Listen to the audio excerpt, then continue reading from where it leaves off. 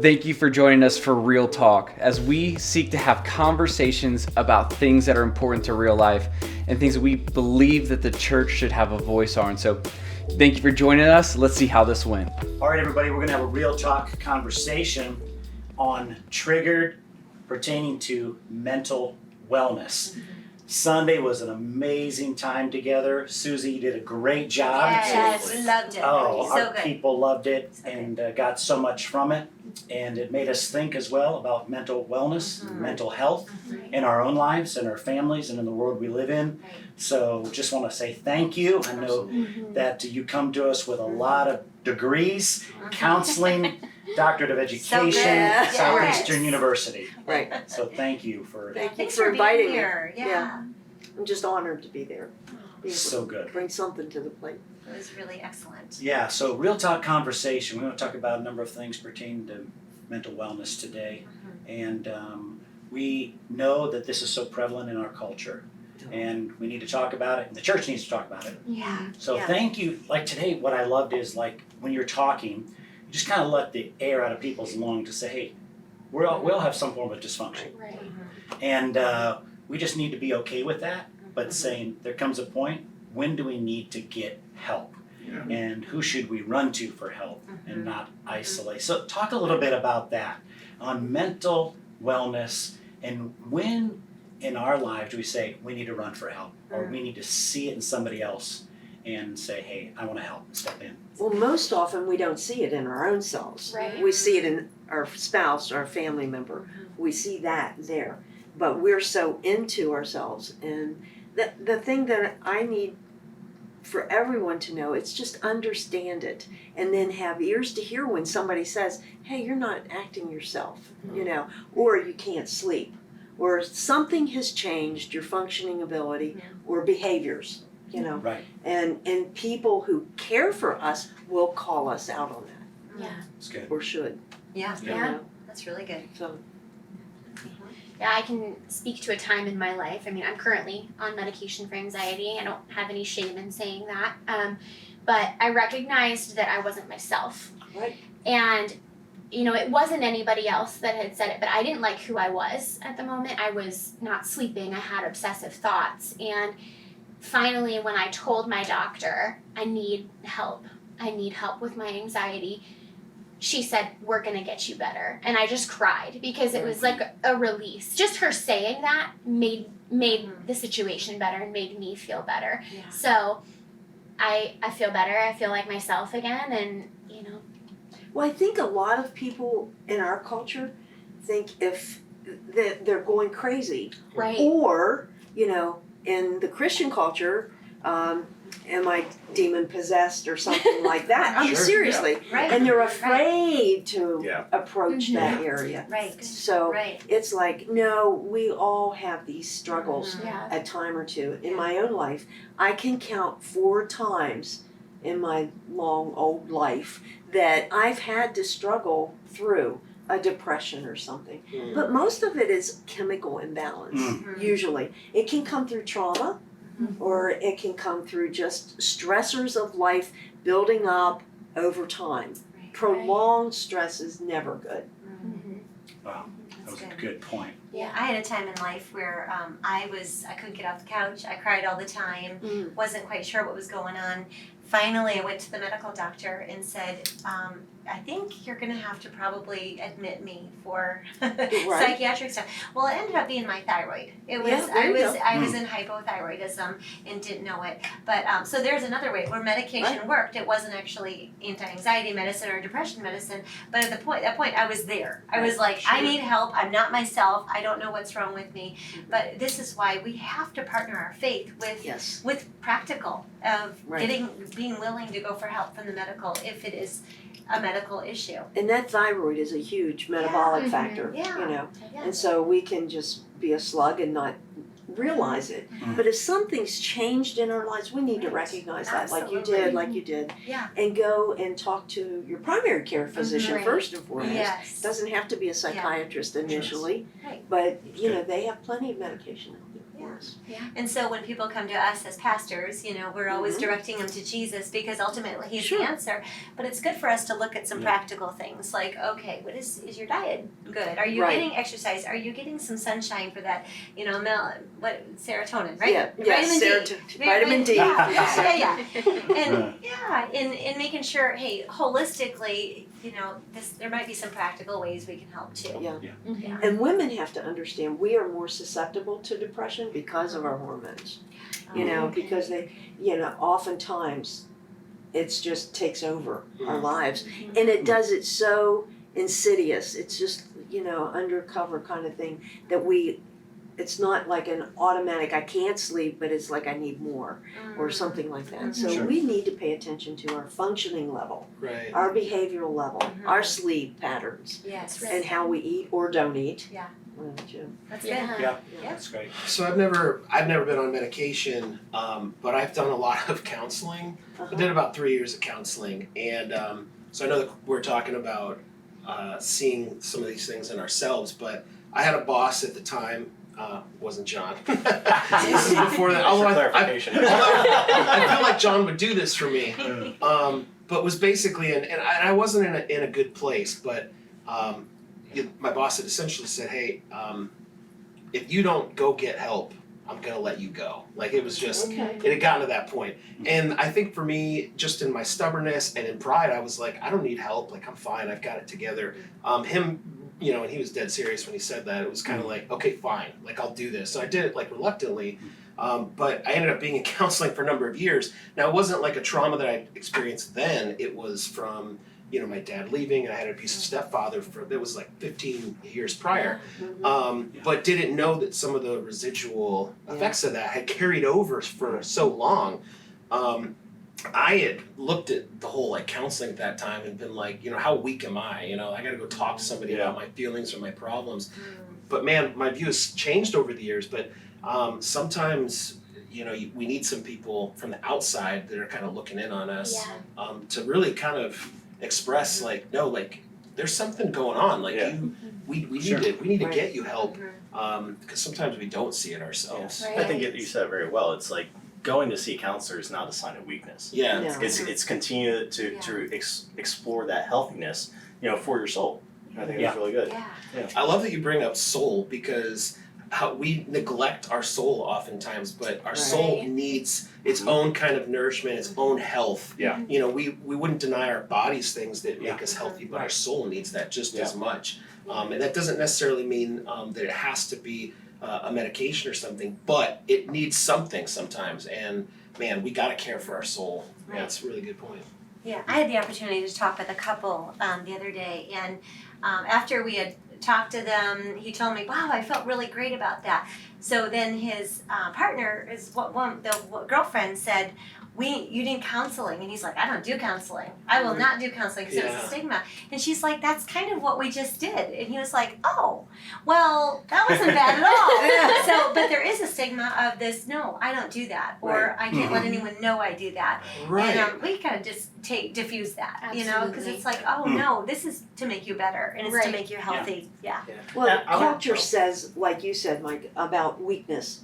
It's a weak flaw in us or a character weakness and things like that. You have to switch that around to say people who really search out outside resources are the healthier. Yeah. They are the healthier. That's so true. Because it's so hard to have. Everybody always thinks, counseling, therapy, it's like I have to go back to like my past hurts, previous hurts. It's so much easier to just put the Band-Aid on it and move forward. But things aren't always going to get healed the proper way without going back and dealing with it. And that's something I learned through counseling was like I had to go through and reprocess the daddy issues and the hurts I experienced as a young kid to really invite Jesus into that moment and heal that. Right. Because I'm not being hurt as a 30-something-year-old man now. I'm still experiencing the hurt from 10, 12-year-olds, that's it, man. so long ago. And it's like I never processed that before.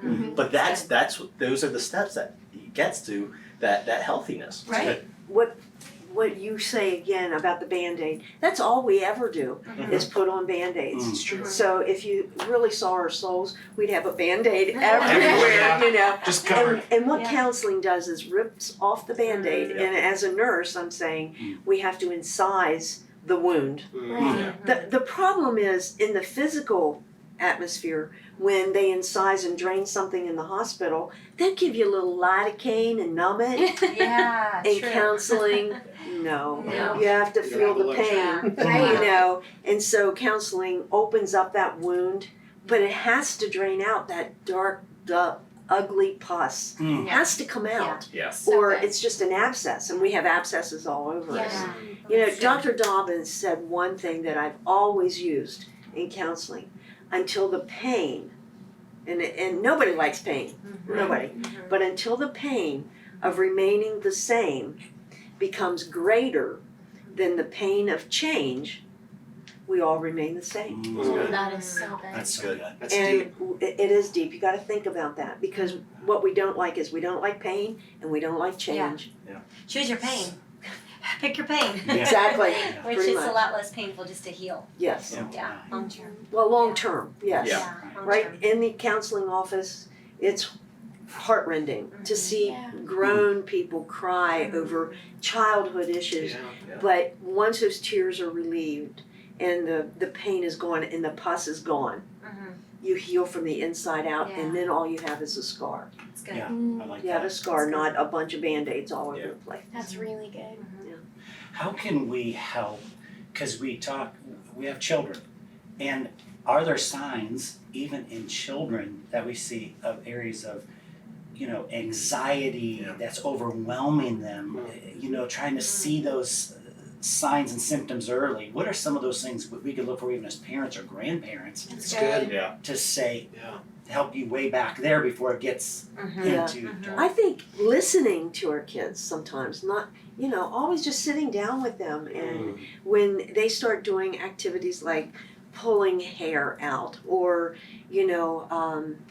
crying or isolating themselves so much, we need to really pay attention to those big signs. Okay. They are huge, Yeah. for our kids. Mm. Something's going on. Right. And little ones, the youngest I've ever counseled, and it really was a 3-year-old, but really wasn't the 3-year-old, it was the parents in that situation, because I do family therapy.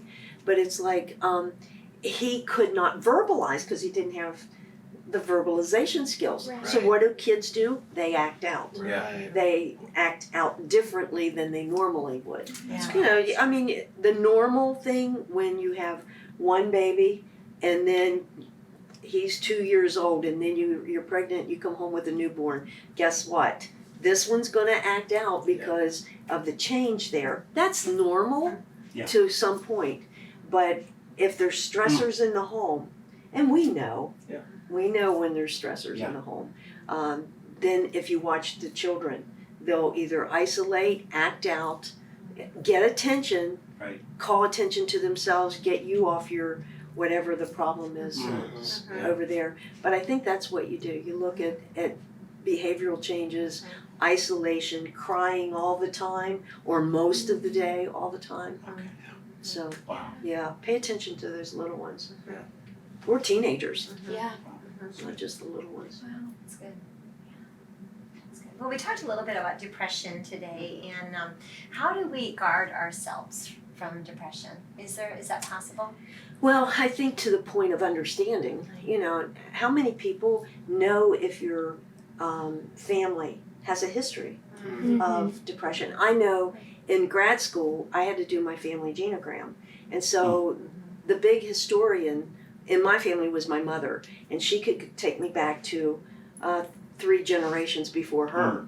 So, and I found out that there was a suicide.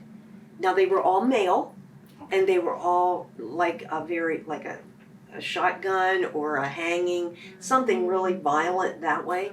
And it wasn't on females, but I know that is there in my genes. That if I'm overly stressed, that's one thing you can do, is what does your body do under stress? Wow. My first sign is I get a cold sore, and I'm going, okay, now I'm under stress. I gotta pull back and do something different. What does your body do Yeah. under immense amounts of stress? And then pay attention to that. Recognize it. Again, I've said all day, John 8:32 says, it's understanding the truth that sets us free. And it's like understanding your gene pool. Some people don't have the luxury of that with adoption.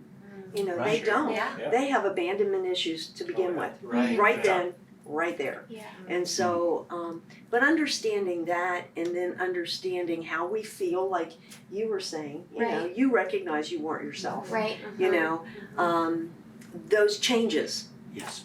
And then go to the physician, you know. We do have a wonderful counselor, Mhm. you know, and he will heal that part of us, but oftentimes he sends us to or allows us to go and get counseling and medication. Right. I love how you said that about the family, because there are sometimes generational curses Yes. to say. So don't hide it from your kids, No. because you're not doing any favors by protecting them Correct. from that. Because if they don't know that this is in the family history, Mhm. they're susceptible to it. Genes Exactly. are huge. Your genetics They plays are. a huge role in your family. So I love that you've said that, and don't hide that from your kids. No. Let's not pretend we're all perfect. Absolutely. We're all dysfunctional at Yes. some level. It's the level of dysfunction that we all Right. carry. Yeah. I don't care whether you're a So- doctor, a president, or Yeah.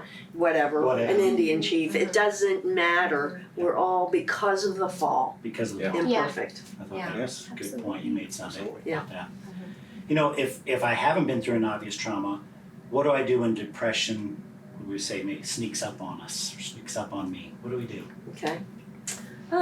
I think if it sneaks up and you're recognizing it, or you're recognizing you're under undue stress, first of all, you need to take some self-reflection and say, okay, can I get rid of some of the stressors, first of all? Am I sleeping? Sleep is number one. Amen. Because if you don't get enough sleep, Mm. your brain is not functioning well. Right. You will go into psychosis where you don't know reality from, you know, hallucinations. Right. You know, so you have got to pay attention to that and make sure that you're getting an adequate amount of sleep. And then once you recognize what the stressor is, and maybe you can't get out of the stress for the situation, you know, your job or whatever, pull back and say, what can I get rid of right now?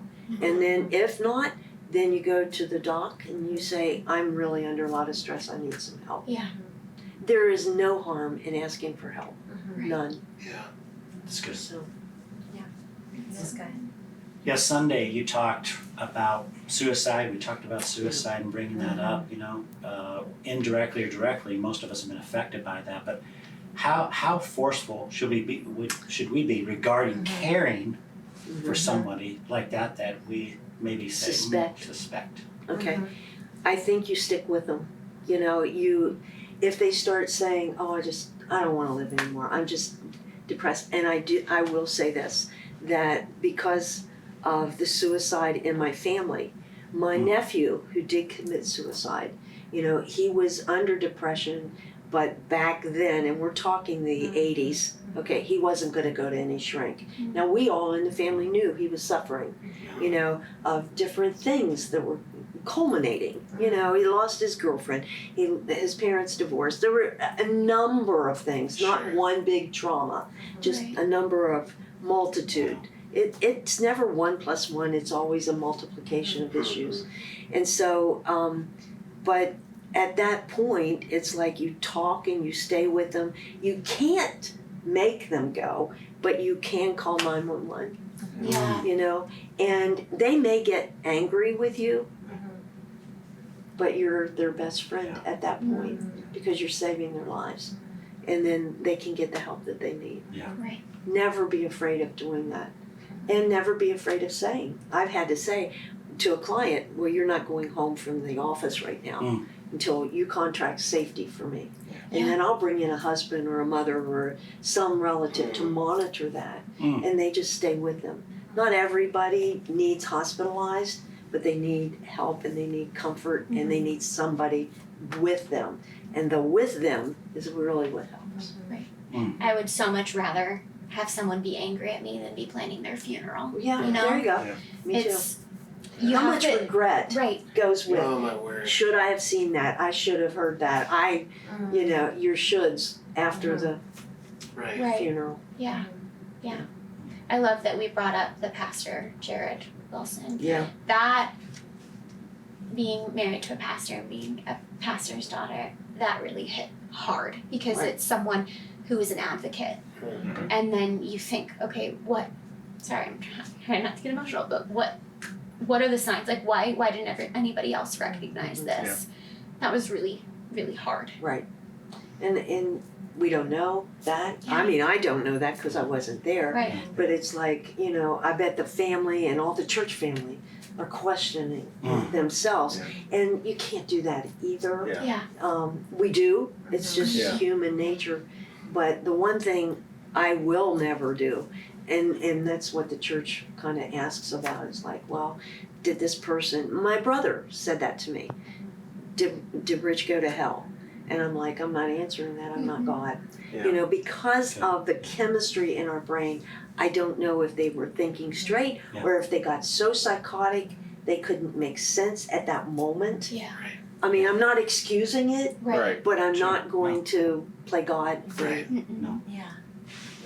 in that situation. Absolutely. It's hard. It is Yeah. hard. The chemistry of our brain is very, very, our bodies are fearfully and wonderfully made, but the chemistry of the brain is just amazing. Yeah.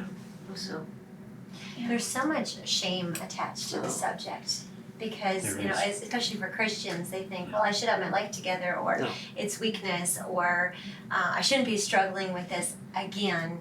And I love how we really kind of diffuse that on Sunday and just Yes. kind of just leveled the playing field. Hey, we can struggle with this and still be okay. And really, we all kind of have our struggle, no matter, in some What it way, is. what you talked about with Paul in Romans 7, you know, why do I keep the thorn in our flesh type thing, Right. why do I keep struggling? So, yeah. I feel like it's just good for us even to sit down in this context, and you know, for Mike and I and Claire and for you guys to have shared, like we've been there. Mm-hmm. We've been in those positions. We've needed help, Yeah. and we've gotten the help, and we are better and we're healthier as a result Yeah, we are. of that. And I think it's good that we're tearing down some of those walls and some of those barriers, but it's something maybe we just need to be more vocal about, you know?